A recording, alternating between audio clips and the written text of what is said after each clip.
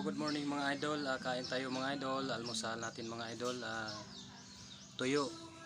Tuyo mga idol. Yan, tuyo. Masarap to mga idol, tuyo. Saka itong ginisa na upo mga idol. Ayan. Ganun lang kasimple yung buhay natin mga idol. Wag na natin yung pangarapin yung masarap na ulam dahil alam naman yung kinikita natin sa araw-araw. Huwag na tayong mainggit sa buhay ng iba kung masarap yung ulam nila mga idol, dahil sila ay nagpupursigi sa buhay. Medyo nakaangat sila ng konti sa buhay mga idol, kaya masarap yung ulam nila. Yan, bago na tayong ligo mga idol dahil maya maya may trabaho na mga idol, kaya nag-almusal na rin tayo para makapaghanda na mga idol para sa ating trabaho mamaya mga idol.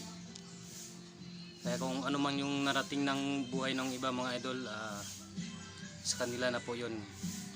Dahil sila medyo masipag, umaangat ng konti sa buhay mga idol. Kaya tayo, tuloy-tuloy lang ang ating mga ginagawa sa buhay. Basta nasa tama tayo at nasa legal na paraan mga idol.